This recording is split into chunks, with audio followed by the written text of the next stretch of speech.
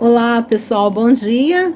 Trago um vídeo da época da sanção da Lei 13.954 de 2019 e eu gostaria que você fizesse uma comparação entre o que foi criado na época, as regras trazidas pela 13.954, que alterou o decreto 667 de 69 e o que se vê hoje na Lei 9.537.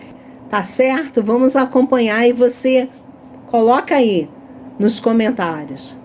Até o próximo vídeo. Olá! Na noite dessa quarta-feira, o Senado Federal aprovou em votação final o projeto que trata do sistema de proteção social dos militares. Esse projeto, em relação a polícias militares e corpos de bombeiros militares, atende a um comandamento constitucional incluído pela emenda da reforma da Previdência. Desde que foi alterada a Constituição, as regras gerais de inatividade e pensões para as polícias militares e corpos de bombeiros militares são assunto de lei federal. O projeto de lei aprovado pelo Senado segue agora, portanto, para a sanção presidencial. E uma vez sancionada, essa lei vai alterar o Decreto-Lei 667, que organiza as polícias militares e corpos de bombeiros militares. Lá no artigo 24 e nos seguintes, ele vai tratar de regras gerais de inatividade e pensão. E quais são as regras trazidas por esse projeto? Por exemplo, que os direitos, deveres, a remuneração e outras situações especiais serão tratadas por lei estadual. Volto a dizer, remuneração. Houve uma adaptação, um reajuste, uma reestruturação da carreira das Forças Armadas no que tange a vencimentos. Isso não se aplica às corporações militares estaduais. Afinal de contas, a remuneração é tratada por cada estado.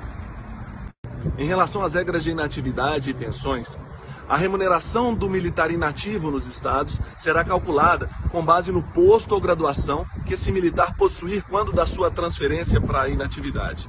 E ela deve obedecer a alguns critérios para que seja calculada. Ela pode ser integral, se esse militar satisfizer a dois requisitos: se ele cumprir o tempo de serviço necessário e se ele cumprir o tempo de serviço militar necessário. E ela será proporcional se ele não cumprir ou cumprir em parte esses quesitos e se enquadrar nas cotas de reserva remunerada proporcional. Nós vamos tratar agora então de dois requisitos. O primeiro é aquele que garante o direito da transferência a pedido para a reserva remunerada. Esse é tempo de serviço. E segundo, o tempo que garante a integralidade na reserva remunerada. Esse é o tempo de serviço militar. O tempo de serviço é o tempo total, contando inclusive aquele tempo de contribuição em outros regimes, o tempo averbado.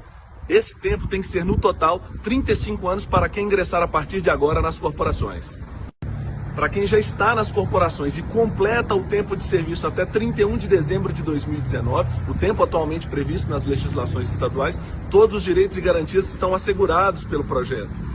Essa data pode ser estendida até 31 de dezembro de 2021, para quem completa o tempo até 31 de dezembro de 2021, mas para isso precisa de um decreto do governador de cada estado, expedido em até 30 dias depois que for sancionada a lei.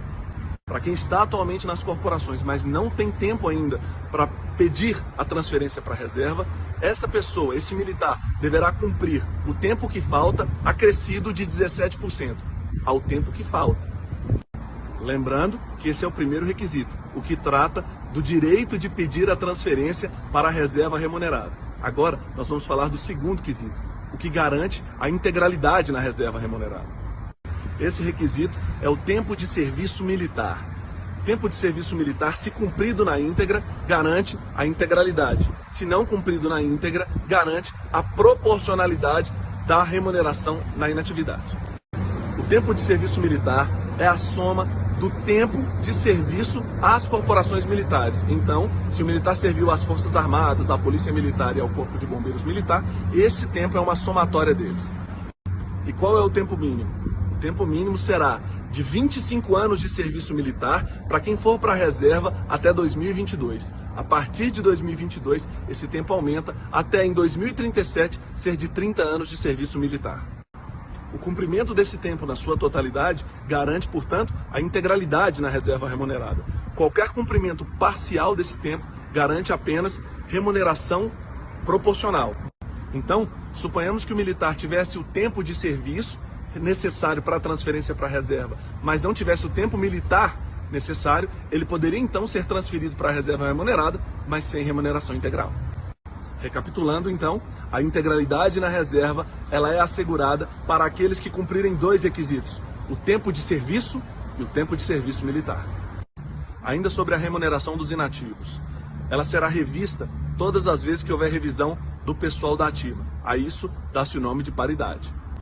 O militar reformado por invalidez decorrente do serviço será reformado com remuneração integral também.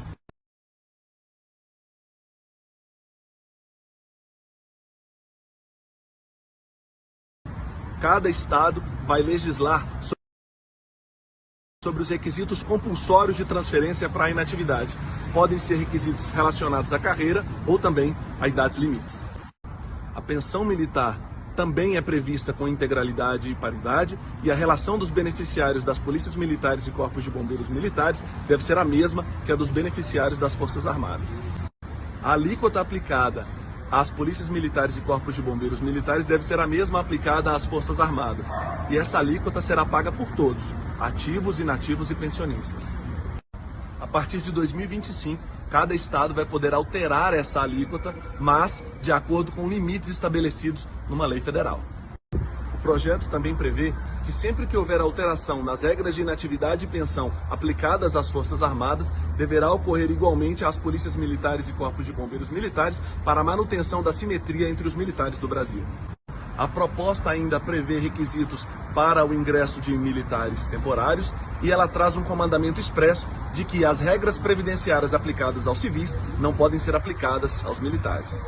Nós permanecemos acompanhando, lembrando que essa proposta foi aprovada já pelas duas casas do Congresso Nacional e agora aguarda sanção presidencial.